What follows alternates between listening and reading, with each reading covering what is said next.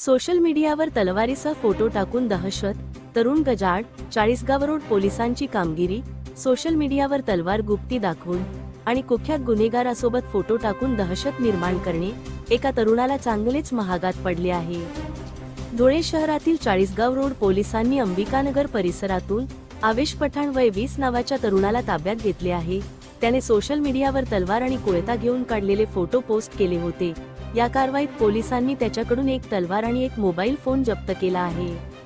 Chalisgaon road police ठाण्याचे police निरीक्षक सुरेश कुमार घुसर यांच्या नेतृत्वाखालील पथकाने ही यशस्वी कारवाई केली.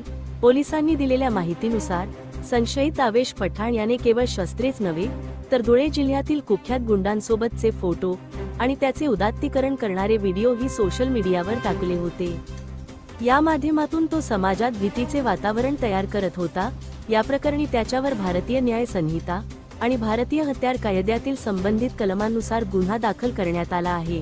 या निमित्ताने पोलीस निरीक्षक सुरेश कुमार घुसर यांनी नागरिकांना आवाहन केले आहे की अशा प्रकारच्या कोणत्याही आक्षेपार्ह पोस्ट सोशल मीडियावर टाकू नयेत, अन्यथा कठोर कायदेशीर कारवाईला सामोरे जावे लागेल. धुळे क्राईम न्यूज साठी अब्दुल रहमान मलिक, धुळे. नमस्कार, मी पोलीस निरीक्षक सुरेश कुमार घुसर, चाळीसगाव रोड, धुळे. आज सकाळीच एक आवेश अल्ताफ पठाण म्हणून एक 20 वर्षाचा तरुण आहे, अंबिकानगर धुळे इथे राहणारा.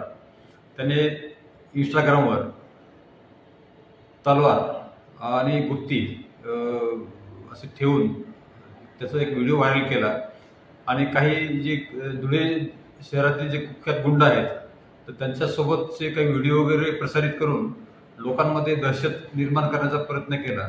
त्या संदर्भात आम्ही त्याला ताब्यात घेतलं आणि ताब्यात घेतल्यानंतर त्याचा मोबाईलही बघितला तर त्यावेळी त्याच्याकडून हे सर्व व्हेरीफाय झालेलं आहे आणि त्याच्याविरुद्ध आम्ही BNS कलम 353(2) आणि आर्म ॲक्ट 425 याप्रमाणे आम्ही त्याच्याविरुद्ध गुन्हा नोंद केलेला आहे. या प्रकरणामध्ये आरोपीला अटक केलेली आहे.